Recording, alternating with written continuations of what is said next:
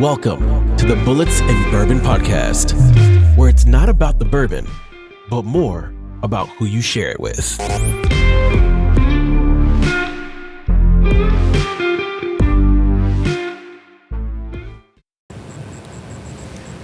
Hey everybody, welcome back to Bullits and Bourbon, episode 29, coming at you on this, what are we, Friday night? Saturday? Shit. Saturday, yeah. So, fair warning to start off with, well lubricated, you know. One of us are? What? One out of four? I would go out on a limb and say that I'm not the only one. But, I mean, if we're going to, throw darts at somebody, okay, I'll be that guy. I mean, so, listen, really cool night. We got some special guests here. Jim Weigand, you guys know, he's been on here before. He's kind of like our go-to when I'm not on the ball. He saves me. And Kevin Zaffino, who is a Marine. God bless him, Semper Fi. We did not bring crayons, so I'm pretty disappointed. Yeah, he will not be happy with us. But a lot of fun stuff to talk about, and we're gonna introduce Kevin's foundation and kind of the cool stuff that he does for veterans, which I'm super excited about because as most of you know, Dan and I both veterans, and it's an issue that's really close to our hearts. Caring for our veterans and kind of helping our brothers and sisters kind of figure out how that next step of life is supposed to happen. And it's not always easy, so really cool opportunity to do that. But before we do that, there's something that we have kind of adopted, and every time we have a new guest on. And it's not a pleasant thing, as Jim can tell you. Round two. So you want to kind of explain this, Jim? Well, no, not really. I think you do a pretty good job. Yeah. Dan?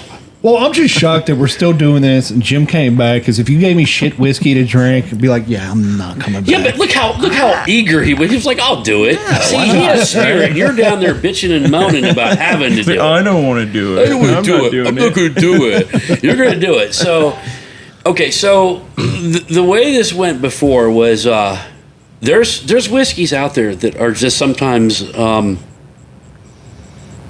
not good, not palatable. Subpar. Yeah. Subpar. We'll go with subpar. And I feel like it's important that we share those whiskeys as a reminder of all the blessed juice that is good from time to time. Now, as you can see the bottle, we have covered up the namesake of it, and that's not the original topper. So we've disguised this bottle because we're ninjas. The bottle broke off. It's irrelevant. But so here we are. But I feel like it's important that we all raise our glass and we taste this wonderful juice. And just Kevin, I'm looking for your opinion on it. Kevin does not look thrilled. He does not. He's like, I'm not coming back. He's like, this shit. Are you I've kidding been me? warned. I've been warned, right? And so I'm expecting. Great things. Yeah. So looking forward to it. Let's do it. Let's give it a great nose, because I tell you what, this one's delightful on the nose.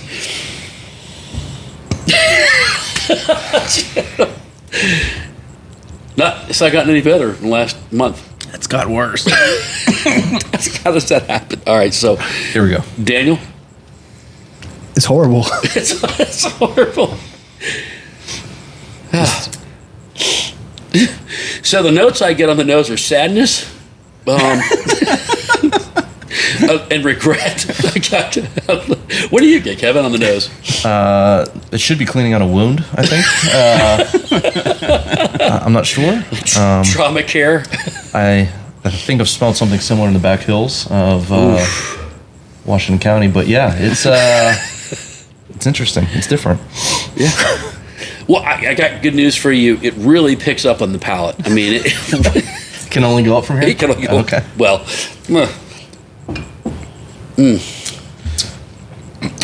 does not taste like bourbon. No, not at all. Still bad. You know what it makes me think of? Bug spray. Agent Orange. Little flavor of DEET. Yeah, there's some DEET in there. Yeah, like spray your face because it's summertime. Keep the bugs off, and you get a little bit in your mouth. It's like the anthrax shot in a cup. Okay. Yeah. I bet you this could kill weeds without that cancer effect. Sure. I've got a ton in the front yard. I should spray it on there. Oh, Man, All right, I'm gonna vote that next time we change this up something because they're gonna figure it out. yeah. Well, no. I'm just saying I've had it twice already, so I don't want it a third time. Like you're gonna opt out. Like Next time, yeah. Opt out like I did. Leave it to there. so the good news is very soon we're gonna have my buddy John on, and he has been on a personal mission to find shit bottles of whiskey. It's like some weird fetish, like I can get a bottle that's gonna foul you up more than what you have, and I'm looking forward to this because that is that's a Randy Couture type of challenge. You know, that's a banger bottle. I will say this though, some of the best times I've ever had has been with subpar whiskey. You know what I mean? Yeah. I mean, specifically in the military. You know, whatever you can get your hands on. It's just one of those things that, it's more about the people you share it with. Absolutely. You know what I mean? Yeah. But definitely. this is where we are right now. This is Unacceptable. I'm a little dismayed this was given to me. Yeah. So I don't think the company can really pick this one up. Yeah. It's tough because we don't like to waste whiskey. Good God Almighty. I don't know what else I can do. As you can see, there's a spire in here, and I'm going to spin that around very quickly. I have tried my hardest to bring something to this whiskey, except regret, sadness, and fear. I think that might be making it worse at this point. I'm not gonna lie. Fish it out. Yeah, maybe fish that thing out. Fish it out and put some Amberana wood in there. That might help it. That might. I'll tell you what, Amberana will hide flaws in any terrible whiskey. But so would pine or cedar at this point. Go with poison sumac next, Shit, why not? Okay, so is it the worst you've ever had? No, not by a long shot. But again, being here for the last few hours and getting to share, some of your passion here. It's again, it is what it is. It serves a purpose, right? Yeah. I don't know what purpose that is. I think they're good though. I mean, it's a gap filler. I think. Yes. Yeah. So the purpose is to let you appreciate. That's right. all the other You can't know what's good unless you know what's bad. Right. So there's your litmus test.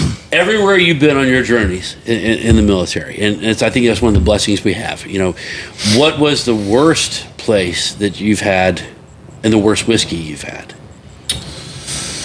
Because the Marines, for those you don't know, they go to some fucked up places. I mean, they're like, oh, look at that island, let's conquer it. And then so we had, I knew a Marine that had some, I don't know what it was because it came to us in a Listerine bottle in Delaram, Afghanistan. God, yeah.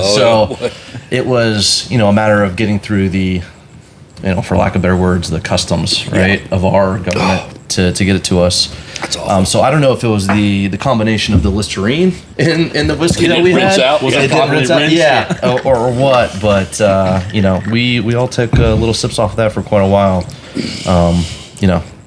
Enjoying those 110-degree nights over there. So yeah, it was. That was probably the worst, but also the best. Like I said, the best. You know best, what I mean? So. Yeah, I think the homebrew hooch that we had in Iraq and Afghanistan, there was some stuff coming off the stills, the homemade stills over there. It was like, bro, you gonna drink that or clean with it? And they were like, oh, both. It's like without blinking an eye, like, God, both, dude. Like, and wash our hands, and they're like, I'm gonna clean my outsides and my insides. Yeah. But to your point, like, it's also great to see the ingenuity that all of these individual service members have, right? Like, just to be able to pick up with whatever we have laying around, create some hooch, and have a good time. When it was extremely forbidden. Yes. So I'm glad you brought that up. So as an officer, yes, you hold this. And in the Marines, I think all branches, we look at the Marines and we look at the officers and we go, okay, leadership, positional leadership is essential. And all joking aside, no matter how drunk we get, but the essence of leadership in the military is just 100%. You need it. You have to build good leaders if you're gonna go and do what we do, and especially in the Marine Corps, probably the most important place. What is that like when you're in that leadership position and you know your guys beneath you are just like, what's up, man? and they're doing it. I mean, how do you deal with that? How do you balance that, like, you fucking idiots, versus, man, you guys are geniuses? Yeah, so, I mean, my leadership style is just very, I don't look at it as transactional, right? Yeah. Like, I learn more from them than they probably learn from me. Yeah. And I think that's important. And, you know, I always wanted to encourage that type of ingenuity, because if they're thinking outside the box on something as small as that, they're going to be able to think outside the box on things that really matter. Life or death. In certain situations. Mm-hmm.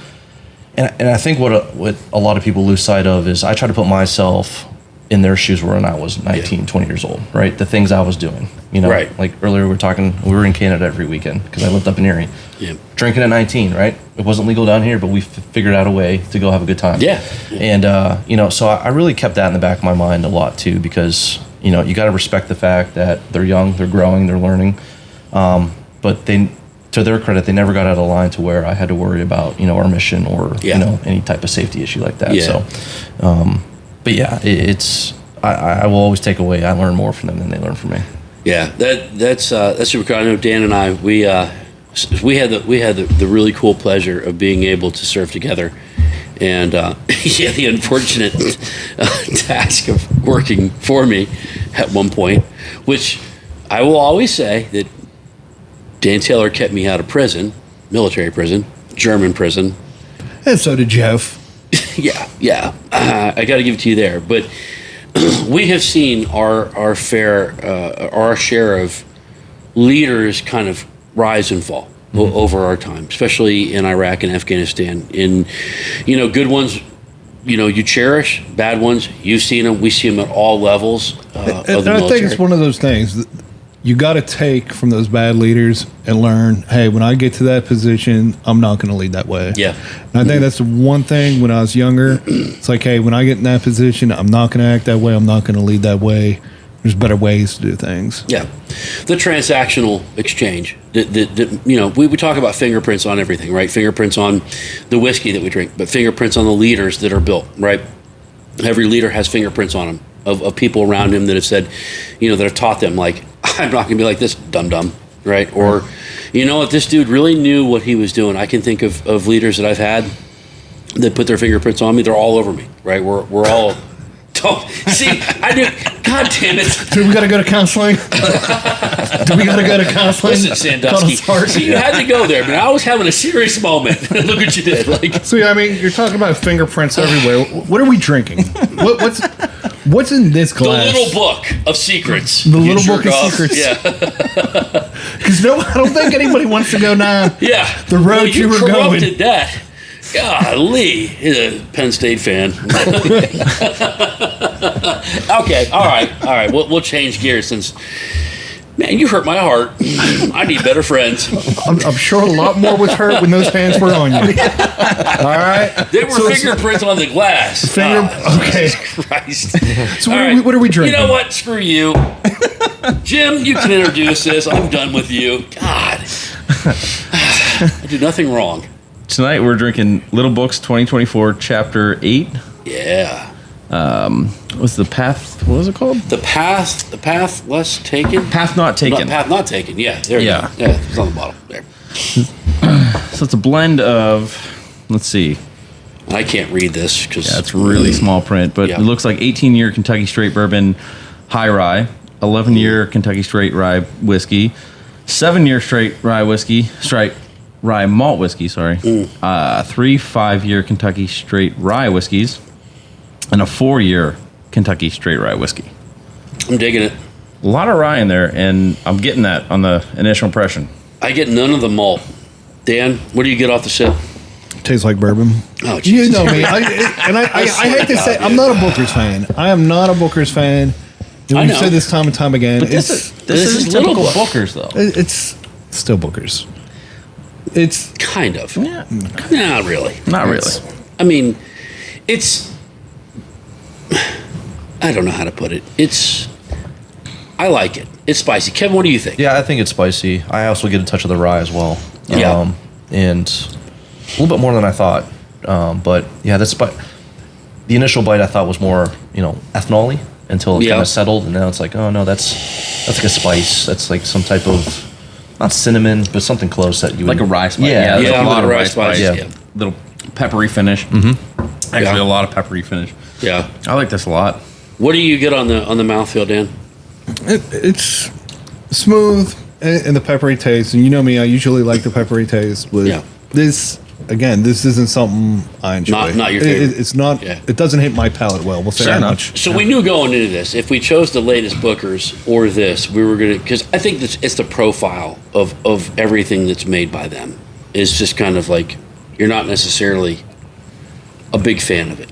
No, I haven't had one, and I continue to try and open up to it. It's just something I don't enjoy. And I know I'm gonna get bashed for it, but that's my palate. Well, no, I mean, you like what you like. Yeah, sure. I mean, what do you pick up on the palate and in the finish, Jim? What is it?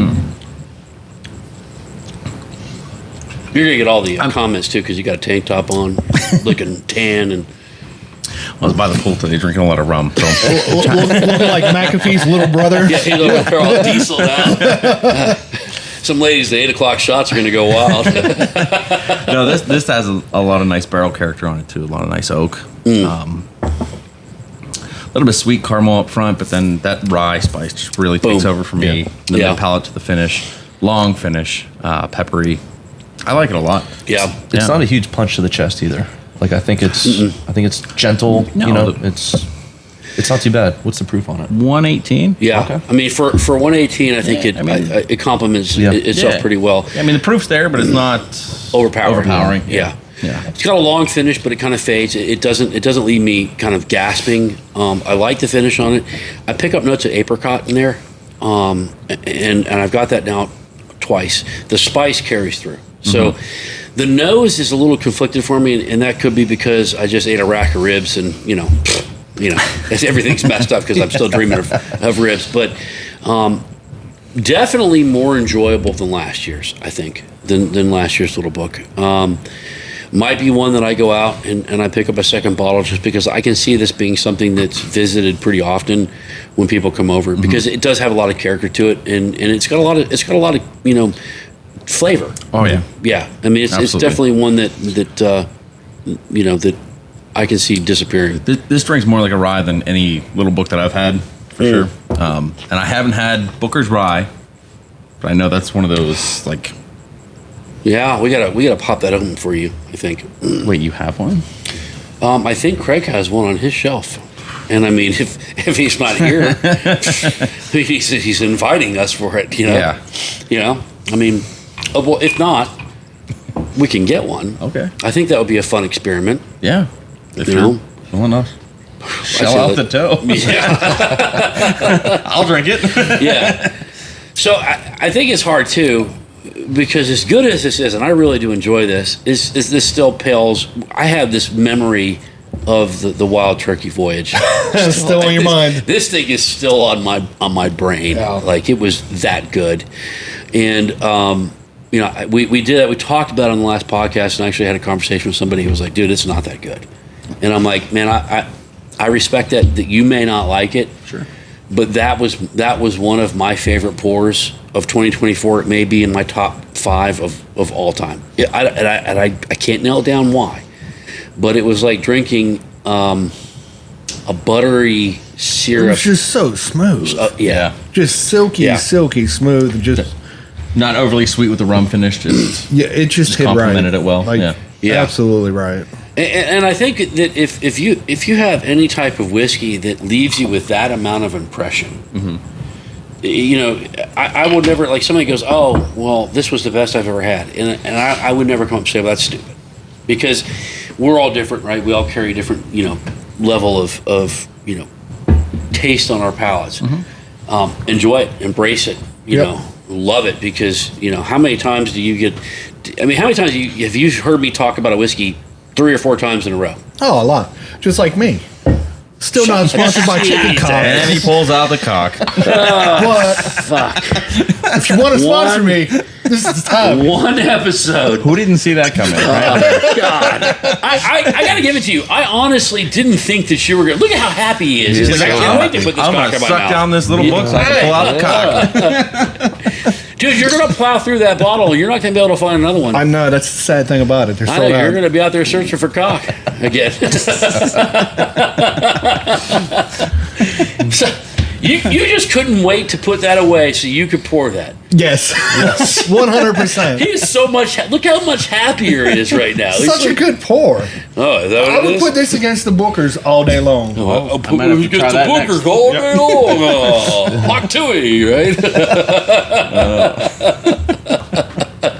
Okay, I mean, it is good. The Field Ethos is some good chicken cock. It is. Yeah. What's up next, though? What do you buy next? I think the red stave. 2 bottles? It's $2.99 a bottle. So 2 bottles? You just hit? Come on. I got to hit another parlay first. Okay. I hit one, so we're good for 1 bottle. Now Yeah. I got to hit this next Boy, parlay. he killed off that little book so quick. That's shameful, dude. He was like, oh, I don't know. And then he was just ready to pour again. I just wanted to pull out my cock. That's it. Oh, Jesus Christ. God, we're going to get banned at some point. And I don't blame No, anybody. all I want is my sponsorship by Chicken Cock. That's it. They're not going to sponsor you. Yeah, they are. You gotta. Okay, if they don't sponsor me, at least let us come down, do a barrel pick, and slap, kind of like they did with the golfer. Slap our cocks on it. What are you slapping? No, but seriously. A Bullits Bourbon barrel pick from Chicken Cock. I mean, I'd be game if for no other. Listen, the deal is still on about the chicken cock tattoo on the chest. Yeah. And listen, if we fundraise a certain amount, you get the eye is his nipple, and if we really do it, it goes up his chest to where the cock looks at you because you want to make eye contact with the cock at all times. Listen, this is for charity, people. You got to help out people in this world. So I'm just saying. So He's regretting effort mentioning he likes chicken cock right now. yeah. Every time. Yeah. So speaking of helping people, Kevin, I really want to take the opportunity. Tell us about what you do. Both professionally with the military now, and also with your foundation that you do, because I think it's amazing work, and it's right up Dan and I's alley as far as helping veterans out. So I'm going to give it to you. Talk about it. Let's go. Yeah, Let's great. Again, thanks, gents, for having me on. I know we met almost a year and a half ago now, I think. Yeah. Through whiskey, Veteran Whiskey Club, right? And I think what you guys are doing with the podcast is great. But so for me, I'm a reservist in the Marine Corps. I am the Western Pennsylvania Marine for Life Network representative. So a lot of people are going to be like, what's the Marine for Life Network? So we're in early 2000, around 2002, the Marine Corps identified a gap in the way service members were transitioning from active duty back to their local community. Mm-hmm. There was nothing there when these Marines were returning. So what they did was they created this program, Marine for Life Network. It's an actual official program of the Marine Corps, and it puts representatives in the reserves all over in each state. And so when PFC, Schmuckatelli leaves Camp Lejeune's coming back to Pittsburgh, I get a call. Hey, I need help with VA. I need help with education. I need help finding employment. And that's what I do. So I'm the conduit. They're talking to another Marine. It eases that transition, that burden, and it's greatly reduced a lot of the stress that comes with getting out. Gentlemen, even for you, probably after 20 years, it was difficult, right? That's the pain. Getting out of the military. Yeah, definitely. So we partner with a lot of great resources, namely VSOs, but also huge corporations like UPMC. Yeah. Eric Orient, just to name drop, he's the head of their military hiring program for UPMC. So when I get a candidate, I go, hey, can we help him out? And he tries to find a place within UPMC. Yeah. So we help transitioning service members, their spouses, their kids. And that link never breaks, right? So even if you're out for 15 years and you're coming down on some hard luck, we help you. Yeah. We are the only ones that have this type of program in the DoD. Other branches are starting to do it. So I help all service members. I don't care if you're a Marine or sailor, Army, whatever. We help throughout that transition period. Notice he left out Air Force. I was going to say, he was like, you guys have the it so Air easy Force. to begin with, They right? stayed in the Hiltons. Goddamn airmen. But I mean, it really coincides with a lot of the recruiting duty I did while I was on active duty. Yeah. And Pennsylvania, especially Western Pennsylvania, is a very supportive area for veterans. Yeah. But it's just a matter of being able to kind of match those two together, right? Yeah. There's a lot of support out there. We're trying to get those veterans that peace of mind. And we've been very successful. Like I said, we've been doing, the Marine Corps has been doing it over 20 years. We have a rep in every major market. So I handle Erie down to basically West Virginia, parts of West Virginia, and then over to like Philly.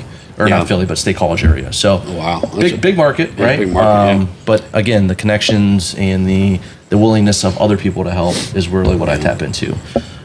Which kind of segues me into my other, as a civilian, I'm on the board of directors of Operation Trooper Appreciation. Yeah. That's actually a local Pittsburgh nonprofit out of West Mifflin that has been doing great work. So they have a couple different programs that they do. It began in early 2000, I think 2004. So we just came up on our 20-year anniversary. Oh, wow. So our first program was our active duty wish list. So members that are deployed, any member that is humanitarian or combat related deployment can request services through us. Typically we send things that boost morale, mission dependent items, and then things that are better than standard issue stuff, right? So think like, now I know where you're going with that. Under Armour t-shirts instead of the cotton ones that they sent, better socks than what the standard issue is. Patagonia headwear instead of the crap that they issue us. The whiskey instead of Listerine. We really don't. Yeah, we haven't really branched out yet. We're getting into that market. Yeah, but it. So we've been doing that for a while, and honestly, I may have received the care package from them, not even knowing it. You all maybe have received the care package, not even knowing it. But we as an organization, I say we loosely, but we just surpassed over 200,000 service members that we serviced. Oh, wow. So it's been, we're at about 205,000 now. So the support that we've been able to provide has been great.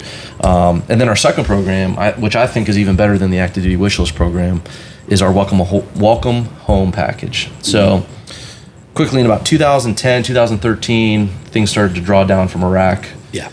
There wasn't as many people to send care packages to. And there was a gap that was identified. So service members were getting great VA healthcare, great VA healthcare, great opportunities to housing. But the recidivism rate back to homelessness for a lot of these veterans was very high. Yeah. Because even though they had a house, they would go to and it was empty. There's nothing in the house for them. So what Operation Trooper Appreciation has done is they've created these welcome home kits, and it's everything you need in a house. So beds, cooking utensils, ice cube trays. Everything to make a house a home. Everything you would need if you were living in like a one bedroom apartment to be successful.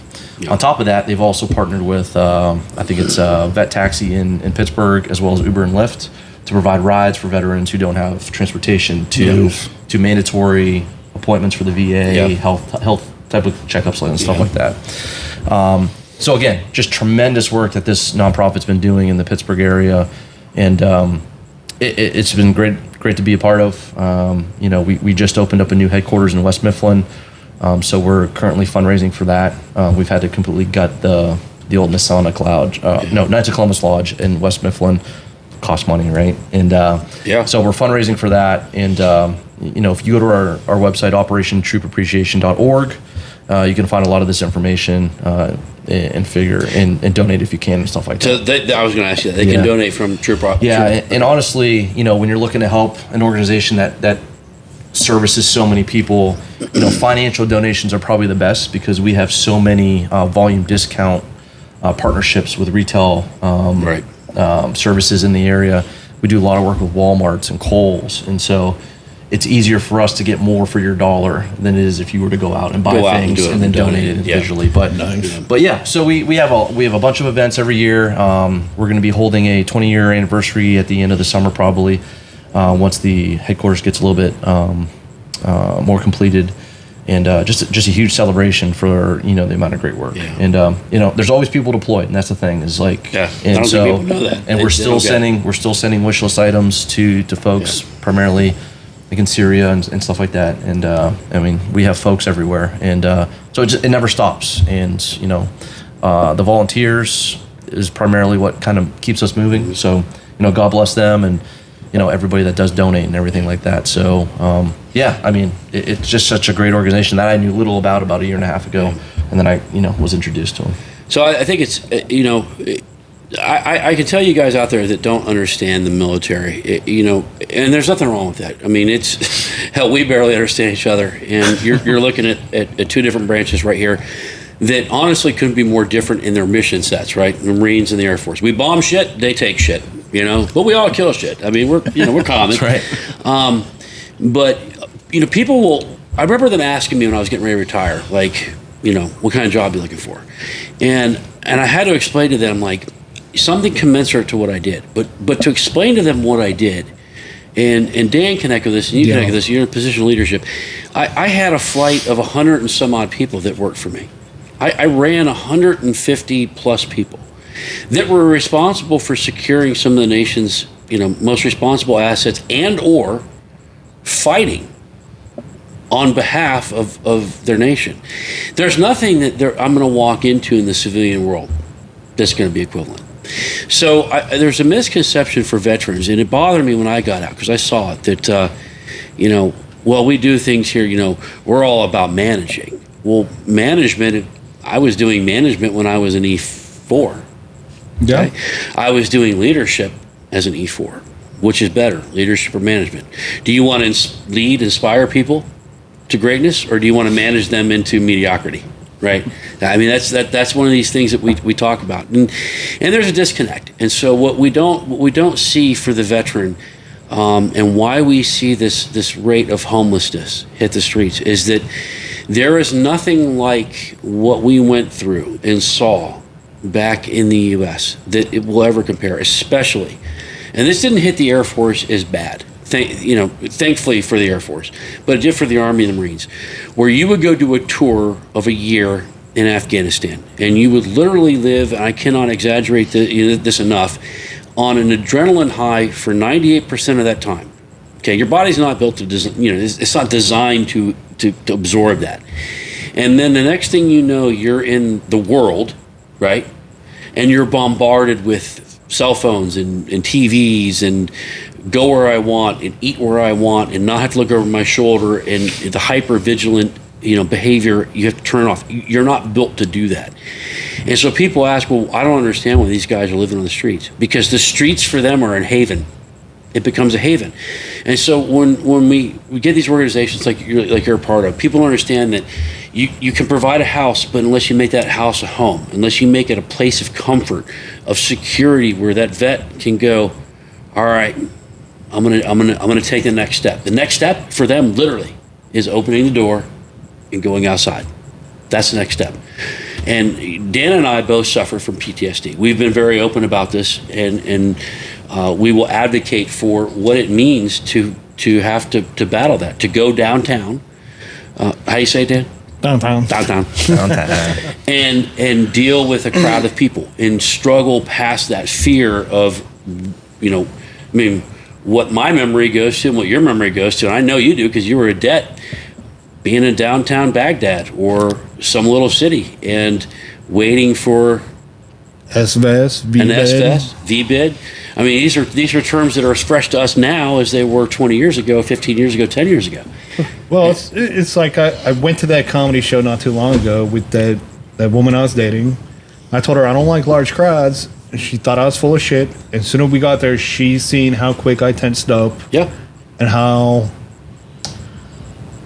aggravated and frustrated and combative I've got dealing with the crowd, dealing with people, and even on the way back, she genuinely felt bad. Yeah. She's like, I will never, ever again ask you to do that. But I haven't heard back from her since. So obviously it didn't go that well. And she's like, oh man, you're jacked up. But it's part of life. It's something we deal with. We laugh about it, but this is some things you're helping guys with that conquer, the issues they have. Talking about it is a huge part of it, and talking about it with friends who are military, friends who are not military, and getting the feedback and getting the understanding. That's a huge therapy thing for us.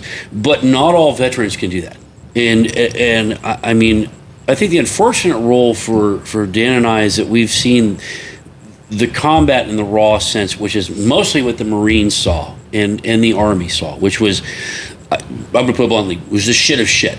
Fallujah, Ramadi, bad places, bad things. And it's very difficult to open up about that. You have to make a willing decision in your mind that I'm going to do this. I'm going to talk about it. I'm going to open up about it because I don't want my kids to have to deal with it. It's not as easy as what it sounds like. We're not all communicative in how we can deal with our expressions. But I can't think of any organization that's going to go out of its way to help a veteran recover, right? Get their feet under them, move forward, right? Because I tell you this, if I grab any veteran off the street, and I think that you know this, you've seen it, and I say, I got a mission for you. When I say that word mission, what happens in their mind? They turn it on. Yeah. They turn it on. Because they understand that. They understand a mission. They don't understand normal. It's not a thing that we understand right away. We grow to understand it. I mean, listen, they said, hey, you don't have to PT test anymore. I nailed that. But you know who does need a PT test? Bronny James. Oh, you're gonna pick on Bronny James already. Oh yeah, it's the first summer league game. Come on, man. First summer league game. You're in the starting lineup. Starting lineup. What do you have? 4 points in 24 minutes. You just don't like Bronny James, dude. Look at the stats I sent you. On my phone. It's on your phone. Where's my phone? Oh, sweet God! Look at that. Oh, look at the stats. You sent me a nude. I can't read. It's too small. Bronny James. He's not even on here. Oh, there he is. So 22 minutes, 2 for 9. I mean, he bucketed nothing on 3-pointers. 2 rebounds, 2 assists, 4 points. Look at the bench, though. Look at the bench. 13. Everybody on the bench except one player. 6'3", 6'17", and 15. Bronny, Yin's a bitch. Yeah. Yeah. So all that crap that you were talking in press conferences. Oh, yeah. I didn't give USC 100%. Like, what athlete? Why wouldn't you give him 100%? Exactly. Because Yin's a bitch. Man. So, your thoughts, Jim? Are you a basketball watcher? I'm not. You're not? No. Kevin? I'm a hockey guy. God, yeah. Real sport. I mean, I'll say as a former athlete, I think it's the greatest display of nepotism. You know what I mean? Oh, you nailed it. Yeah. I think we were talking about this earlier, but I mean, there was a multitude of college basketball players that had way better stats. 100%. Than Bronny did. I'm not a huge. So I'll get it out there. I'm a Cleveland Browns fan. I am a Cleveland Cavs fan. So I was very happy when LeBron was there when we won the NBA championship. But yeah, like it's he'll be exposed in the NBA. I think professional sports are the great equalizer. You can't hide anymore. Yeah. And LeBron's not going to be able to play the game for him. And he'll be exposed. And I think you're going to see it all summer league long that he's not going to be able to compete on that level. And they'll probably go after him too. Just to prove 100%. Just to prove a point. That's what I was going to ask you. So, do you see this being a situation where Bronny is perhaps cut before? No, because they already gave him like a $4-point-something million rookie contract. That's shit money in the NBA. Yeah. Yeah, but still, I mean, it's rookie. Yeah, you think so? Yeah. I mean, I don't know. As rookie money it goes is because I forget what's his name for San Antonio only got I think it was 11 or 12 million for the number 1 draft pick last year. So he got a quarter of that for being a I can't say that. Yeah. I was about to. But the thing is, people are like, oh, nobody's complaining about the Ball family. The Ball brothers went out there. Good. They went out there and they proved themselves, right? Yeah. They're saying, well, nobody's saying it about Deion Sanders and his kids over at Colorado. His sons are good. They're performing on. If they were performing, it would be an issue. But they're performing. With the Sanders kids, here's the litmus test, right? Colorado was winning until Shedeur got hurt, right? Yeah. And then they did what? They touched it. Yeah. So that one kid was so impactful in the game because he played both sides of the ball. Yeah, I'm sorry. Your kids are good. Bronny is not. I mean, there's nothing wrong with it. It doesn't diminish his value as a human being whatsoever. But those other players also didn't say they didn't give 100%. Yeah, exactly. I try to make it nice. When it comes to any sport, talent is talent. Yes. Right? If you're talented, you're talented. If you have a last name, it doesn't mean shit until you prove your talent. Yeah. You know? Would I draft Wayne Gretzky Jr.? Probably. Does he even play hockey? I mean, it's a good question. I said that, and then I was like, shit, Like, is there a I Wayne don't know. Gretzky Jr. out there? I'm like, that was a bad, yeah. All of a sudden, hockey fans everywhere are like, fuck you. But, I mean, would I draft him on a name alone? Or would I draft him upon his name and his performance? Oh, there's a lot of players like that. And they're sitting down in the G League or they never made it up to that far. Their fathers were all athletes. You look at Shaquille O'Neal's son, Sharif, right now. I think I want to say he's in the G League or he's in like a European League or something. But nobody's talking about him because he didn't get drafted because, that's Shaq's son. He's putting up Shaq numbers. No. He's going out trying to prove himself on merit. Yeah. I think one or two things are going to happen. I think you're going to see him cut before the season. I think you're going to see LA go, shit, we fucked up. Right? Like coming to terms with what we know off of one game and everything else. Like, here's the thing. LeBron got the Lakers wrapped around his finger. They gave him $100 and some million max contract where it's like, really? Yeah. You got 2 years. You're old. Let's get some talent and win a championship. This motherfucker's 68 years old playing basketball right now. Was he trying to get ownership too? Like part ownership? I think he was. Yeah. It's such a disgrace. Like, I don't know how these owners don't understand that LeBron is at the tail end of his career. Nothing against him. Fuck him. I don't like him. But nothing, he is done. Your ass is looking at Boston, who arguably is your... Oh, it's a young team. And they won because they drafted and they did the things the right way. And the Lakers have sat around with their fingers in their asshole searching for corn for the last 5 years. I don't know how to say it either way, but I mean, they're like, oh, look what I found. And they keep signing this knucklehead who can't win by himself. Well, then they brought AD on. Yeah. They brought Westbrook on. Yep. They keep bringing all these players and removing players. And once, he's pushing people off their team and they're going to other teams, they're performing. Yeah. So where's the issue? So at some point, all these people are like, oh, y'all be hating on LeBron. Y'all be hating. Shut up, dude. LeBron is a selfish dude who can't win without people around him to make him look better than he actually is. Oh, he's the best ever. No, he's not, dude. He is not the best. Just because you play 745 years and you now hold a scoring title, that doesn't mean dick. Motherfucker, I could score 2 points a year for 700 years and I would be the best ever.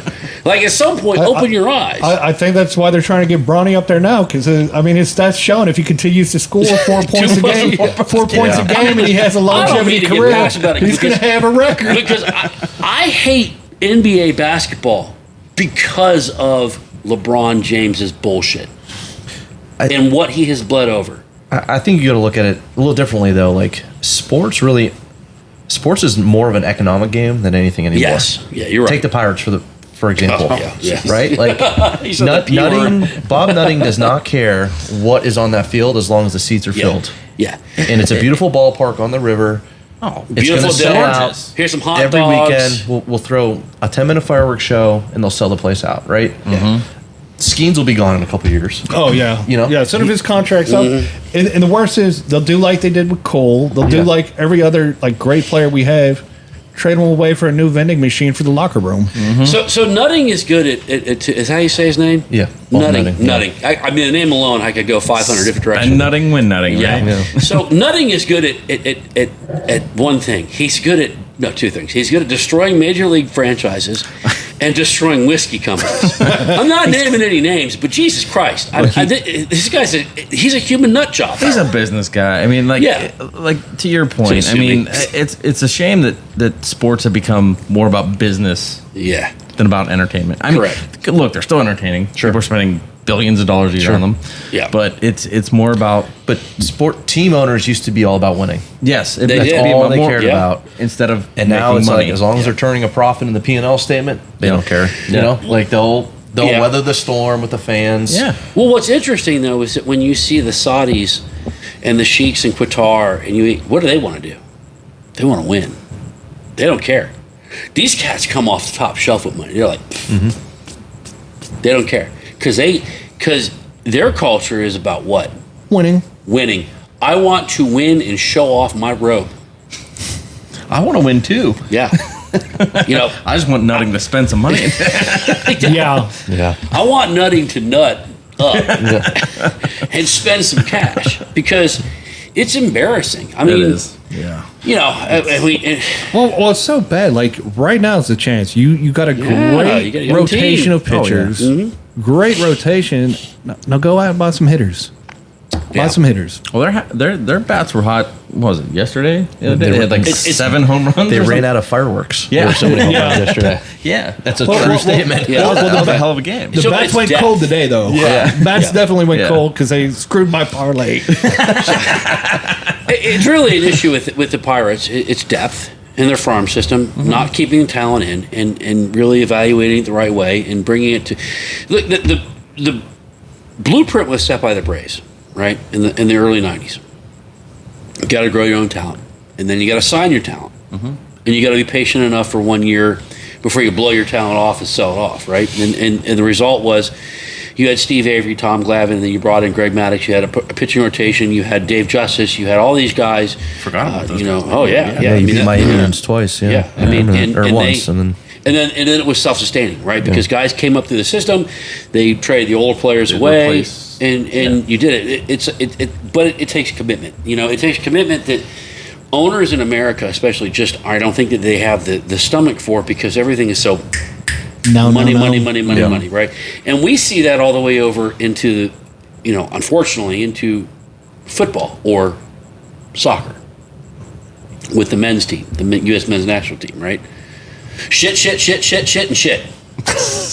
That sums up the U.S. men's national team, right? I mean, it's great talent. They have a lot of great talent, but that's all on management, though. That's the coach. You can't blame it on the players because the players...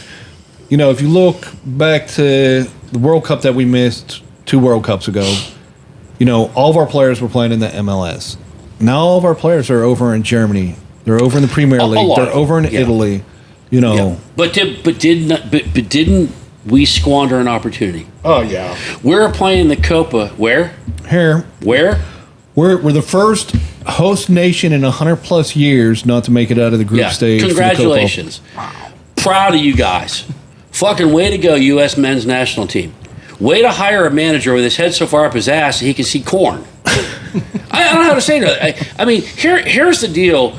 Dan, you and I, we love football. Yeah. Okay, and we follow world football, which is what the world should follow, and understand that the MLS needs to restructure. Oh yeah, they got to go to promotion relegation. The leagues in this country need to unfuck themselves and realize that I shouldn't, as a good soccer player, pay you to go to your academy, you fucking retards. You should pay me because that's how the rest of the world does it, and that's how they develop talent. So what that means is Dortmund says, hey man, this 8-year-old over here is friggin' really good. This kid's got talent. Let's put some money into him. Come on to our youth academy. We're gonna clothe you. We're gonna feed you. We're gonna house you. And we're gonna educate you. Sign here. Right? And that's how you develop talent. Meanwhile, we've got youth academies that are like, oh yeah, man, if you want to play 15 games a season, that's gonna be $7,444, and you got to buy a uniform. We are so back-asswards, and then we wonder why our U.S. men's national team takes a big old shit in the middle of the easiest bracket in the history of any organized tournament. You have got to be a flaming bunch of fuckritos. I don't know how to put it anyway. It's so disgraceful. I get heart palpitations. I see that. I'm kind of worried I'm right mad, now. bro. You're maxing out over here. Yeah, because then it all came down to England today to keep my soccer life alive, and I had to go to PK, and that was stressful, and then I almost drowned. Hey, England. Yeah, thank God. First time they ever done that in their history. Yeah, five penalty kicks, way to knock out. I don't even remember who they were playing. See, I've got PTSD from that, man. Who are they playing? Switzerland. Oh, yeah, it was the Swiss. That's right, because they didn't really do anything except for make clocks, hold money and stay neutral. Yeah. Whew. Yeah. So that final goal went in the net. I don't even remember anything after that because I was underwater. Yeah, you dove in the pool. Yeah. Yeah, that was stressful. As every other team has shit the bed for me this year in every other soccer tournament. So, the U.S. men's team, just do shit better. Man, this is not hard. Like, the rest of the world has a blueprint. Follow it. Like, I don't know how hard it is, Dan, I mean. Not that hard. Not that hard? Not that hard. He's like, you're just going to let me rant till I pass out. I am. I'm just going to let you continue to go. My blood pressure's all up now. I'm so fired up about that damn that damn result. It's ridiculous. But hey, you got me like. I got you pumped up, you got me right? wanting to watch football now. I'm telling you. Listen, I have 2 Tottenham Hotspurs indoctrination kits. I will bring you over, and then we can get Peter next door, who's a Manchester United fan. Oh, wait. You got to tell the fans or the listeners out there what your neighbor did. Oh, Peter. So Peter, our wonderful next door neighbor and friend, and I love him. He's from England, right? He's a Manchester United fan. Pardon him. I mean, we're not all perfect in the world, right? Well, you have to be. You're either Man City or Man United when you live in Manchester. If you're Man City, you're a broken piece of. Anyway, so we came home from Oliver from camp and pull in the driveway, and Oliver goes, "What the hell is that?" Like, this is 11-year-old. What the hell is that? I'm like, and I look up, and it's a Manchester United flag flying on the side of his house. He found a friggin' flagpole on the side of his house, and he later comes to tell me, he's like, "Hey, had to do it." Oh, you had to do it. This was a necessity. He's like, "Oh yeah. It was either that or the English flag." I'm like, I love the English flag. Fly the English fucking flag. No, we're going to fly Manchester United. So, yeah, we're on Amazon. We're ordering a 650-foot flagpole with a 35 by 35-yard Tottenham flag. Yeah. Coys, baby. Coys. So, hey, you know what? That's what we do, watch soccer, drink whiskey, have fun, poke fun at each other. It's the best of all worlds. So, Kevin, can't thank you enough for being on. Thank you so much, guys. I can't tell you enough to check out the website. We'll put it on there. We'll get it from Kevin. And what's the name of it again? Just make sure that everybody knows. It's Operation Troop Appreciation. And the website is OperationTroopAppreciation.org. Pretty easy. OperationTroopAppreciation.org. Check them out. We'll have the links on there so that you can go and click and donate and support. Please. This is something that's dear to Dan and I and to every veteran. It's hard for a lot of dudes and dudettes who come back. And this is a way you can put your fingerprints on them and help them out. So we can't thank you enough for that. And thank you for coming on and being a guest. And we got more whiskey to drink tonight. And I know that you're like, can't wait to. What? You still have a little bit left. I do. What are you pointing at? You've got some left. Jesus. Look, that was round 2. Okay, I've finished my first one. I don't have to finish the second one. We're going to combine all 3 of these glasses and put in a bottle to go kill your weeds. Right. And Jim, as always, thank you for coming over and hanging out and being. You're almost adopted. Absolutely, man. Always a pleasure. Yeah, and love having Jim on. Wealth of knowledge, whiskey wise, and you guys are always welcome to come over to the bunker, sip, eat, make fun of each other, make fun of Marines, not Air Force, because we're too dumb to get it. So know what? The bad part is we really, Ty. This was a night for Ty to be here, yeah, right? Because he really would have been in power. The old Gunny would have been all fired up, and like, I'll make a crayon joke now. Like, okay, there's 2 of us now. I got support now. Yeah. We need a Navy guy really bad. So if you're out there, Navy guy, and you want to come over here and be belittled, and which is our way of saying we love you, you're more than welcome. But until then, guys, thank you for tuning in.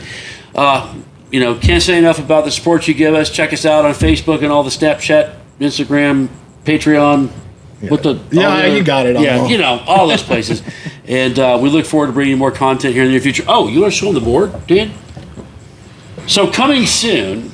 You want to tilt that? I guess we're going to have to move. There we go. Oh, you're blocking the camera. So, our good friend Charlie makes these custom boards for us, and Tuesday's Custom Creations, and we're going to have these up very, very soon on our website. Awesome cigar boards, along with some other merch here coming pretty soon. We can't wait to get that live. Dan said it was going to be live this weekend, But then he got scammed by some Bangladeshi dude in in India. Yeah, I got scammed by a guy in India. It happens. So this shit's funny. Happens to the best of us. We love this. This whole evolution of us trying to get a merch store open. This is gold. Now we're looking for what nationality are you going to get scammed out of next time? You going for like Indonesian? Yeah, I think so. I think we should go for South Africa. I think I'm working with the Philippines now. Oh, okay. Well, we're good to go. So anyway, guys, thank you for tuning in. We love you. Can't wait to bring you another episode. And as always, my friends, stay thirsty. Cheers. Cheers.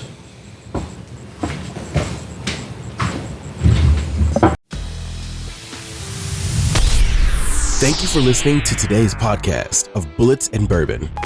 Remember to like, comment, and subscribe so you never miss an episode.